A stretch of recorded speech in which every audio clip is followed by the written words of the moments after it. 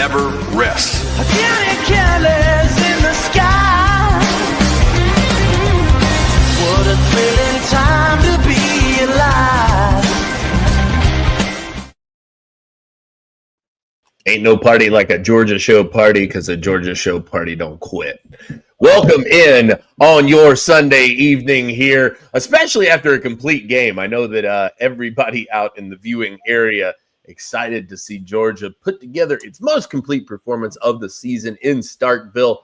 We appreciate you tuning in here on the Dawgs HQ YouTube channel. I'm Jake Roos, joined by Jake Rowe and Rusty Mansell, to talk a little bit about the goings-on with the Georgia Bulldogs, not only in Starkville, but we got to look ahead. Big week on tap, as is usually the case.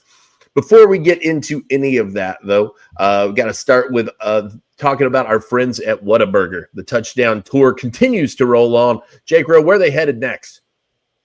Brother, I don't even know. You can go catch the Whataburger touchdown tour.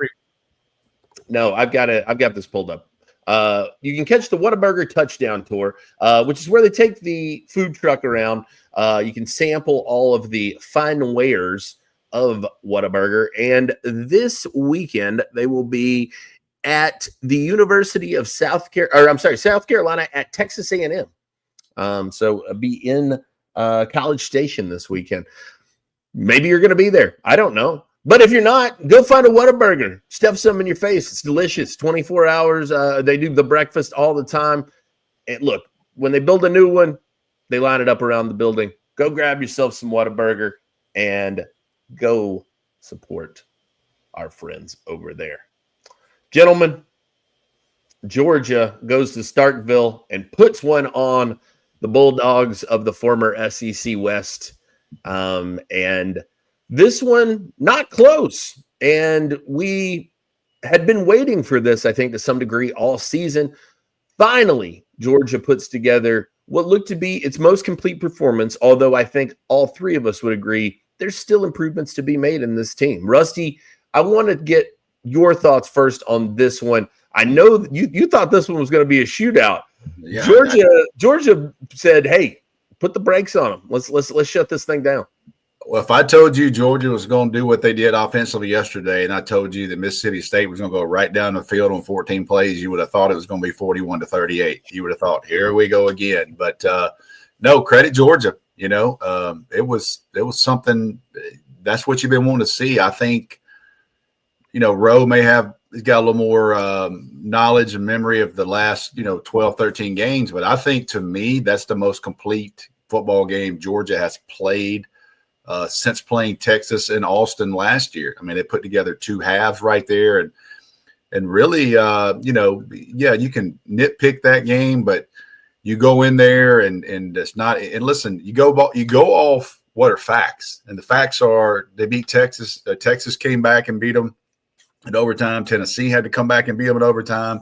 Both of those teams, they both scored a bunch of points against them. But I don't know, man. I didn't even know how to act at halftime. I was like, nobody's pissed off on the board. Like how are we supposed to act right here? And you kept thinking, is Mississippi State going to have one of those halves and come back and get a nail biter? But an early touchdown run, which was really the theme of the day from Nate Frazier, it was nail in the coffin right off the bat, and just a outstanding performance. And don't want to get too far over my skis right here, but when you start talking about a team getting better week to week, and you start talking about a team playing like that on the road, that's really impressive for Georgia. You kind of nailed something that I was feeling yesterday, Rusty, which it was a great first half, and I was like, can they do this in the second half too? Like, can they really do it the whole time? Because that has been the problem all year, right? And so you wondered if they kind of used their magic early and would have to fight it off. That wasn't the case, though. Jake Rowe, an impressive offensive performance once again. Gunnar Stockton looked pretty strong on the day. Still some things, again, like I said, man, he can improve on. I thought that tremendous play from the offensive line yesterday. And, hey, look, they got some pretty good players that are pretty young, too. I don't know if you guys saw Elias Williams out there, but he can do some stuff. But, Rowe, looking back on the offensive performance, Rusty mentions Nate Frazier. I'm curious your thoughts on this offensive line and Gunnar Stockton. Monroe Freeling had probably the best left tackle performance for Georgia I've seen since Broderick Jones. And I know that's not forever ago or anything like that. I mean, we're talking like 3 years ago, but man, that was something. Some of the stuff he did in the run game, some of the stuff he did out in space. Oscar Delp deserves just as much credit. He had that same type of game. I can't remember a game where I get ready to write game balls on Sunday morning, and I'm just like, we got to keep going. You know, like I can't leave Noah Thomas out. I can't leave Monroe Freeling out. I can't leave Oscar Delp out. You know, Zachariah Branch, Nate Frazier, Gunnar Stockton. I think I ended up with 5 or 6 offensive players just in there, maybe 8 total, because I had the 3 guys there on defense. It was a really impressive performance. And even when Nate Frazier scored that touchdown, I was like, all right, you know, this is pretty much it, but you need more. And then they come out with a 64-yard touchdown to Noah Thomas, where, you know, Gunnar did something that everybody's been kind of maybe criticizing Gunnar for, which is keep his eyes downfield. Somebody on a board, and it was a very astute observation, I thought, is like, you know, 6 weeks ago, that would have been a 4-yard scramble for a first down. Except this time Gunnar found a guy at 8 yards who turned around and turned it into a 64-yard touchdown. And that's what Noah Thomas can bring to you. You know, at that position is one of the things we highlighted whenever, you know, Georgia got him. And I did an X's and O's during the offseason. And I was like, he's more than just a big possession receiver. Like, he's not a jet sweep guy. He's not an end around guy or anything like that, but he can create some big plays for you. And he did it last year against Auburn, caught a quick slant, went 77 yards with it or something like that. Georgia goes in there and they just create a ton of big plays. Mississippi State was actually pretty good at limiting them. Pretty good at limiting big plays. And they were kind of middle of the pack SEC defensively. But the way Georgia blocked them up front, the way they were physical with them up front, the way they broke tackles, broke them in half. And, you know, you go on a 38-0 run. I don't care who you do that against in the SEC. You've done something. 38 points without allowing one was pretty incredible. And Mississippi State couldn't even cheat and get the 4th down against Georgia. They blatantly tried to pick C.J. Allen. Dude just runs out there and tries to block him, and couldn't even, you know, generate the first down. I thought that was interesting. We'll talk a little bit more about the defense later, but the offense, what a performance, man. And I told Rusty this last year, and mainly it's been kind of, I'm going to try and like get all of this down on in an article this week, or at least into a board post. But mainly it's been night games in November for Mike Bobo. But Mike Bobo offenses in November in general have found a way to click over the years. And listen, I didn't think Mike had a perfect or even his best game on Saturday. I thought a couple of those first down calls were cute. But, man, they had another one ready to go. And that was a really, really good performance for Georgia. On both sides of the ball, but, man, especially on offense. All you got to do is look over here on the comments today, and you can see how people are feeling. We're not getting all this craziness. I like Magnate TM here. He says Noah continues to kill Mississippi State no matter what team he plays for. Dude got a vendetta against them. I don't know what that's about. I will say he had like 5 catches for 87 yards in his career against Mississippi State in 2 games against them.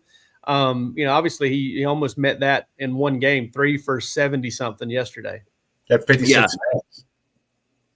Yeah, no, I thought too. You mentioned Gunnar Stockton, and you know, one of the things that I thought it was a small thing in the grand scheme, right?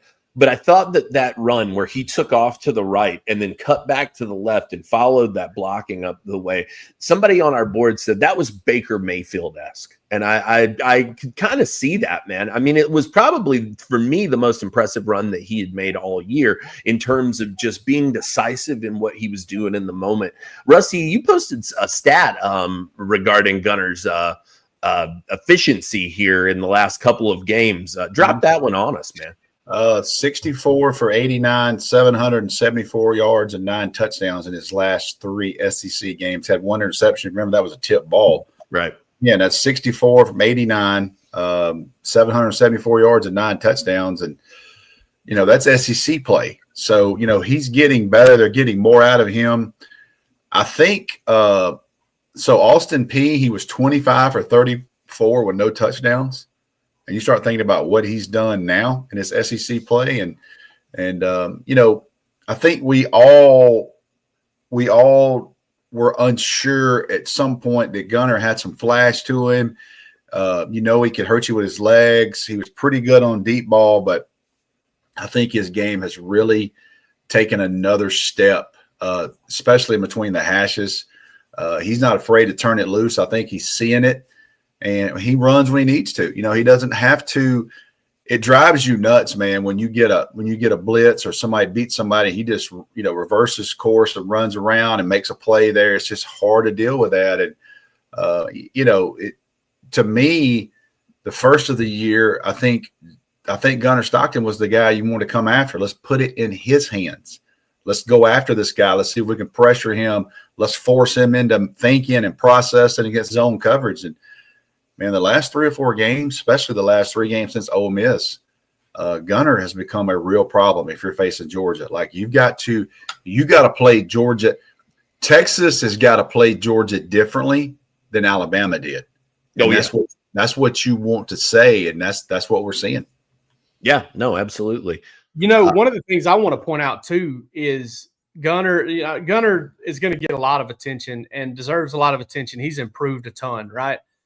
But I want to say this about Georgia's offensive line and put some respect on number 71's name, okay? Because since Ernest Green got healthy, they've been different.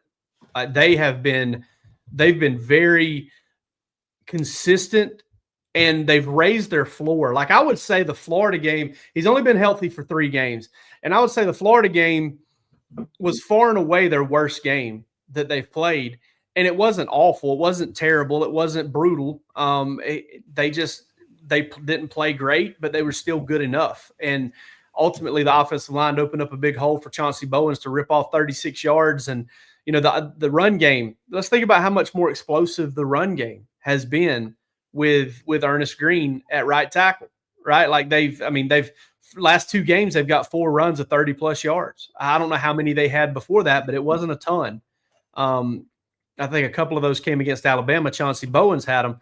So just all in all, man, it's, getting Ernest Green healthy and allowing, Donnie Glover to kind of settle in there at right guard, which he's also flipping over and playing left guard. And man, I'll tell you what, if you check out X's and O's this week, because over at Dawgs HQ, and because on Nate Frazier's long run, he doesn't throw the key block, but he does something very simple at the beginning of that play that you're just like, I'm telling you, it looks like a 10-year veteran in the NFL. Something he does at the beginning of that play that we're going to highlight. But I love the way this O-line's playing, man. I love the different things that they can do with the athleticism and size they've got at guard. It's a fun offense to watch for the time being, and obviously humility's a week away. We all know that. Kirby said it a million times, and that's something that has stuck with me probably, more than any other Kirbyism is he's right. Like you can have it all taken away from you in a week. But man, Ernest Green, a guy that I've never really been super sold on outside of a really strong season playing left tackle in 2023. He's kind of returning to form, and he has really raised the floor of Georgia's offensive line. My man Tony Huff says O-line was plowing. I'm pushing 70, and I could have ran for 100 out there. Let's make it happen, Tony. Let's set it up, man. You still got eligibility. Let's figure this thing out, man. Tony's got a COVID year for sure. Yeah. I'm 42, and they can hand it off to me once, and I just hope they've already turned the ignition switch on the ambulance. They need to be taking ligaments out of cadavers the second. Yeah, just go ahead and have them carved out. Yeah. I'm going to go ahead and donate a piece of my hamstring for later. Yeah, absolutely. No, a lot of Bo Walker love over here too, man. In the comments. Hey, get off our practice reports, okay? Leave our practice reports alone. All right, Bo Walker's a dude. I'm sorry he wasn't playing. Nate Frazier, Chauncey Bowens are pretty good. Leave us alone about our practice reports. Bo Walker's hell. They got a lot of guys that would fit that description, especially on the defensive side of the ball, which seems to be taking a step forward. I want to get into that, but first we got to shout out some friends of ours over at Modello. And perhaps this week you were drinking Modello to celebrate, not to calm your nerves. That would have been a much better usage of the wonderful crisp lager that is Modello. Don't forget, they are the official beer of the college football playoff, and they've been the unofficial beer of this Georgia season, which has needed much beer to survive. So get over, grab yourself a Modello, and enjoy the crisp, clean taste of Old Mexico. We appreciate them being a part of the Georgia show. How about them Dogs? How about a Modello? As I mentioned, we saw some things from the defense yesterday, which was nice, right? I mean, look, again, we can call it what it is. This was a game where talent-wise, Georgia had Miss State overmatched. Position by position, you're taking the Georgia roster, right? But we did see some positive things on the defensive side of the ball, primarily, in my opinion, Rusty, the emergence of KJ Bolden, a big, big game for the safety, the all-world safety back there. People had kind of been waiting on a signature game from him this season. Felt like he'd been a little quiet. He makes a lot of noise in Starkville. Yeah, I think, sometimes you face a pass-happy offense like this, they're going to spread it out all over. You get more targets, you get more chances, and I think KJ simply has been under that deal where why mess with him? Let's go after somebody else. Let's go after some other guys. And sometimes you want to see KJ in the run game a little bit. He got beat yesterday by Anthony Evans. There's a great penalty by him. I mean, that was an absolute great penalty. Saved the touchdown. I mean, that's a smart play by KJ Bolden. He knew he was beat. And what are you taught to do? Grab his jersey, take that penalty, and let's roll. And that was a great play there. It happens sometimes, but I think KJ is a guy that's going to continue to get better. And he's his best days are ahead of him, and that says a lot. He's going to get bigger. When this season's over with, KJ is going to gain even more weight. It's a quote unquote money year. Believe it or not, next year is a money year for KJ Bolden. Be his third year starting at Georgia. So when you look at KJ Bolden's career, he's a year and a half into playing at Georgia, a year and a half into starting, and if things go as well as planned for him, he's got a year and a half left. As crazy as that sounds, you remember Georgia flipping him late. That's how fast these things go. But I thought the defense at times, man, they're at different speed. I thought they got home. I thought Glenn Schumann dialed it up yesterday. Listen, Mississippi State had issues offensive line. Well, that's what you want to do. You want to take advantage of that. And I thought C.J. Allen and Raylan Wilson and those guys played great, getting pressure, getting to them. I thought the defensive line held up pretty good against the run. And overall, good performance. The biggest thing for Georgia, after that first drive, I think they go 4 for 4 on third downs, I think. I mean, it was like, here we go. 14 plays. I think they went 4 for 4 on third downs. Well, 3rd and 11 converted. At least 3 for 3. At least 3 for 3 on that opening drive. Had a 3rd and 11 converted, a 3rd and 9 converted.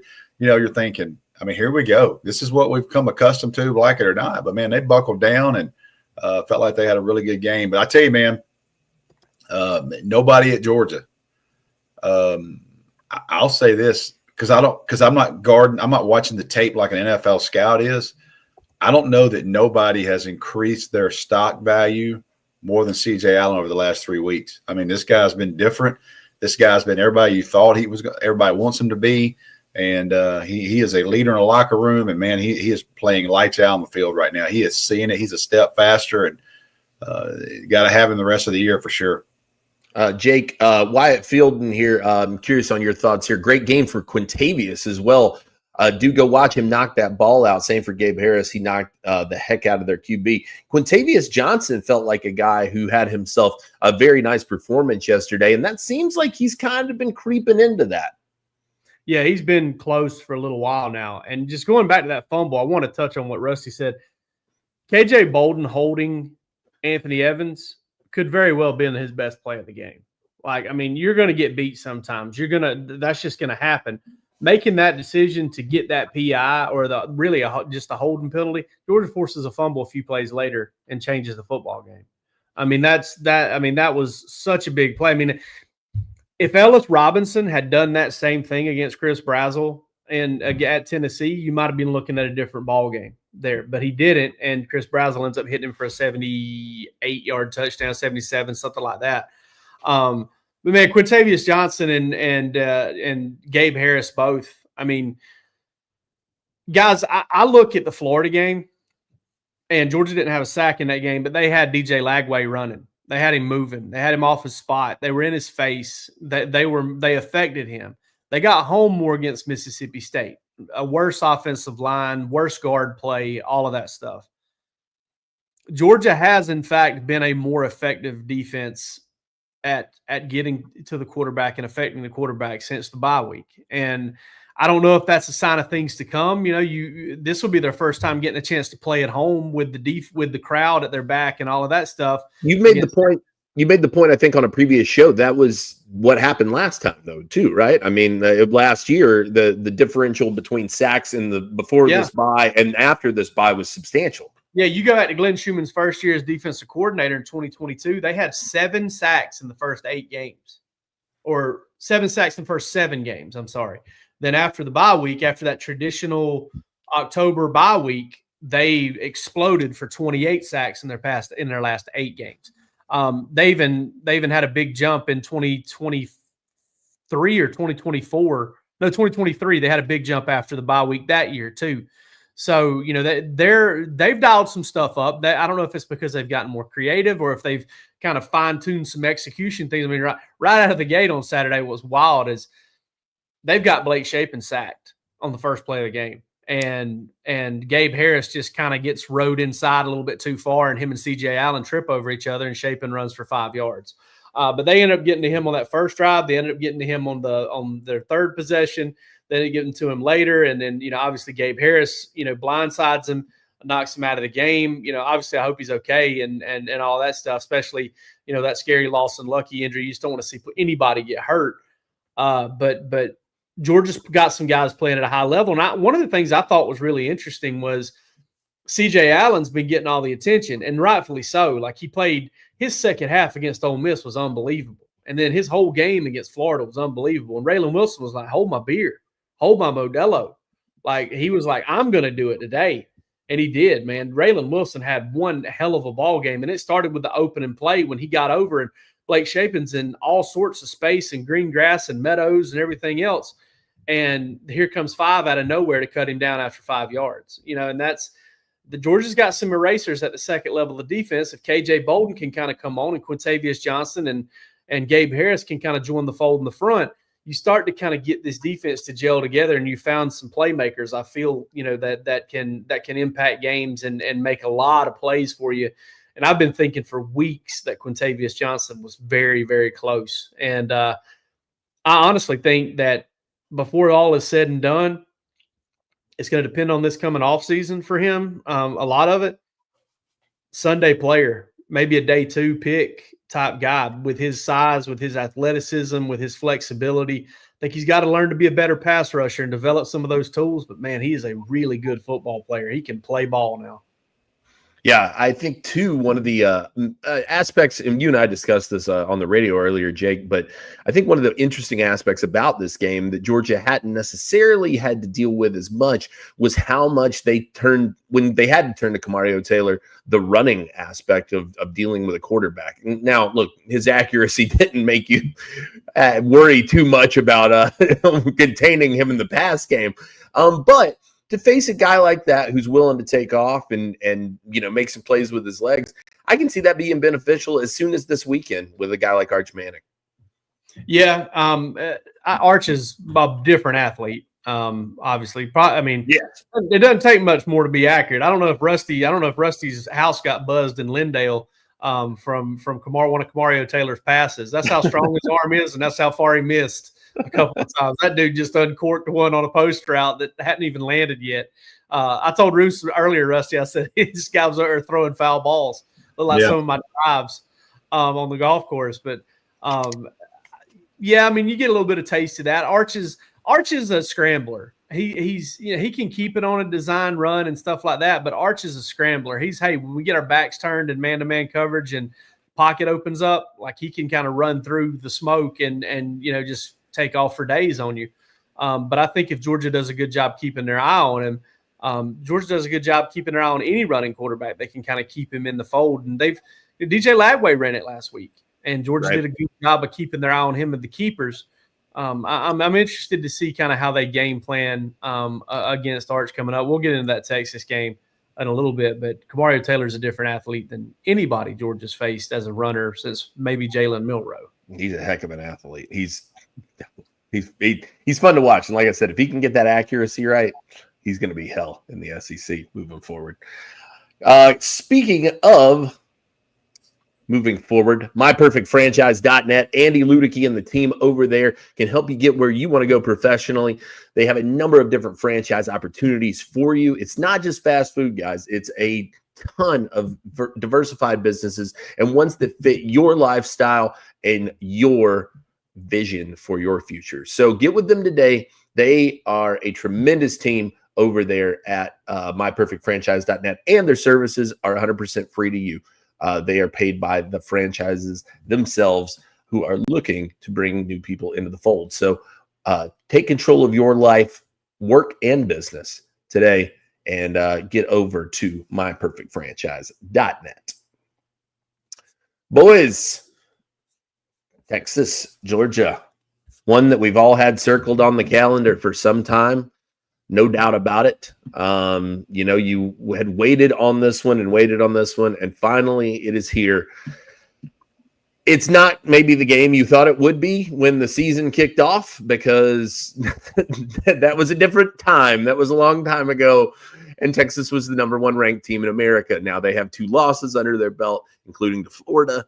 That doesn't take the shine off of this, Rusty, in my opinion, at all, because Texas, say whatever you want about them, and Steve Sarkisian and the NFL rumors, and is Arch Manning where he needs to be?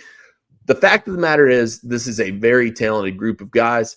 They are loaded to the hilt with those guys, and they are going to be a dangerous game for anybody at any time. This is 2 big boy brands. I mean, it's Georgia and Texas. This will be the 3rd time they've played in 13 months. Maybe something like that. Yeah. It's third time they've played in 13 months, and Georgia won both of those games. Both of those games were a lot of eyes. Obviously, the SEC championship game, how that ended in overtime, and this is one of those games. If we were doing this show Saturday morning, I would have said this is probably the season for Texas, but after the ACC's stellar performance last night of their games, I think the ACC opened up. Some potential area for a 9-3. If Texas were to lose to Georgia, Saturday night and then beat Texas A&M, they might be in. And yesterday, I probably strongly disagreed with that, but now who knows? Every game's important. Obviously, Georgia's still trying to fight to get into the SEC championship. They're still trying to fight to get in the playoffs. Every game's important. You got 2 massive games here with Texas. You got a game you should handle with Charlotte, and then obviously the season ender with Georgia Tech. But this is 2 big boy brands now. This is, you can tell Texas is going to town. It's coming to town, because I got a text today from a buddy that said, "Hey, man, all these Texas fans are really worried about the airport situation and these flights." Because evidently, which I don't know this, but evidently when it starts to get minimized commercial flights, people go to private flights, and those private flights only get a certain amount of airspace.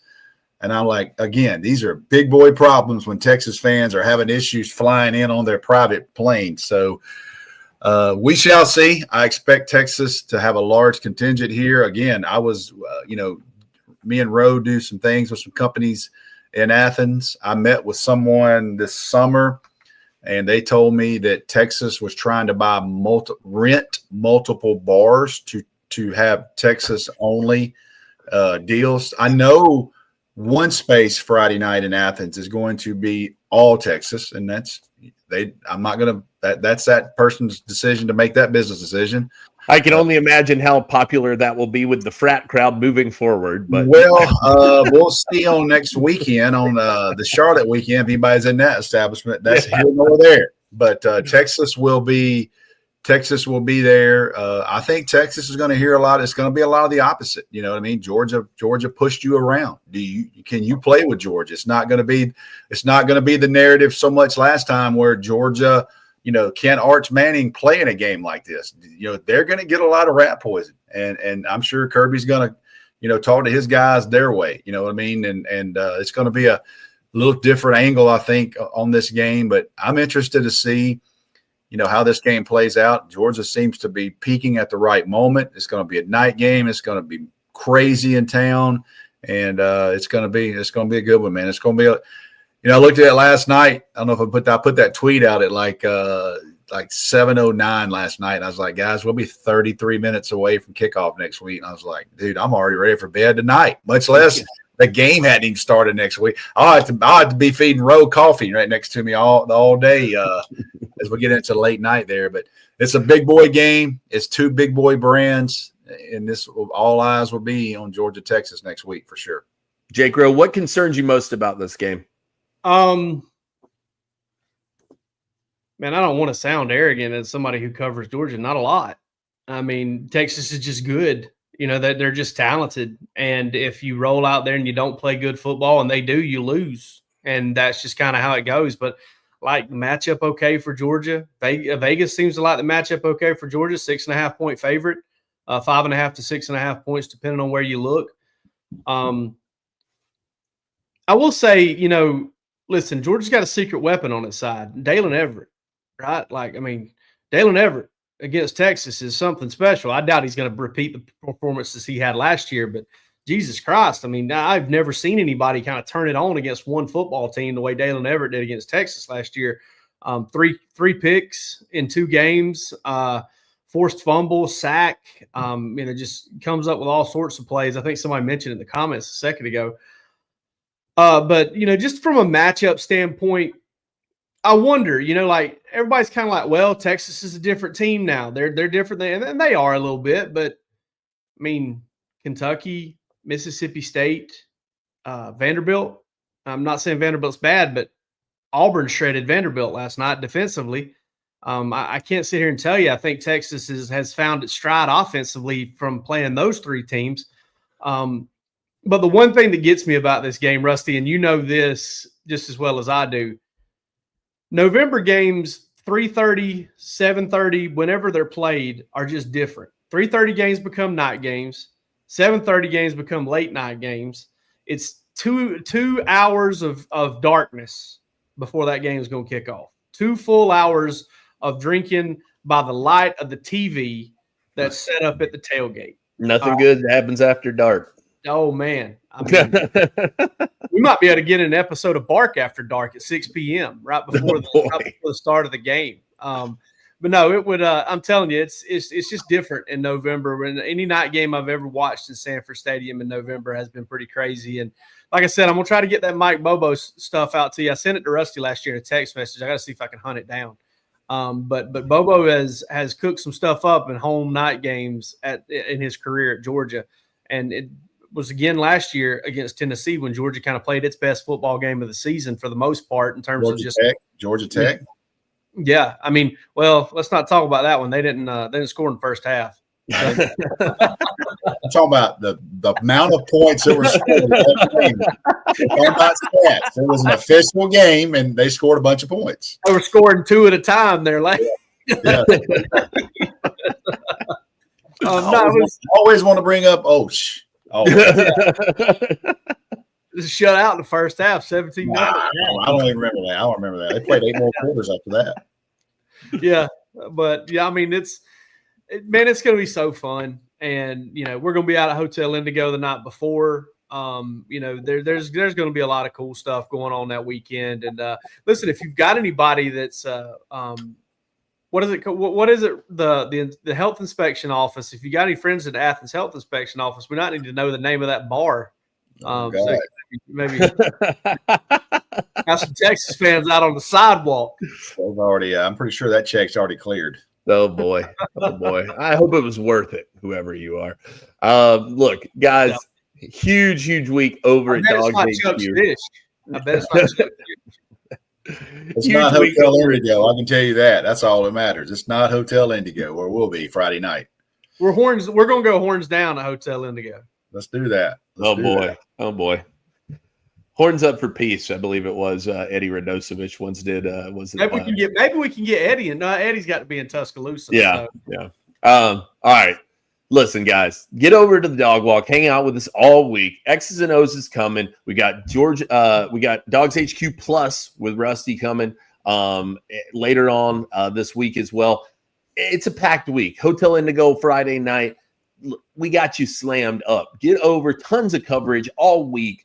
And we will be back with you on the Georgia show later this week as well. Make sure to hit like and subscribe. We appreciate you tuning in this evening, and we will see you over at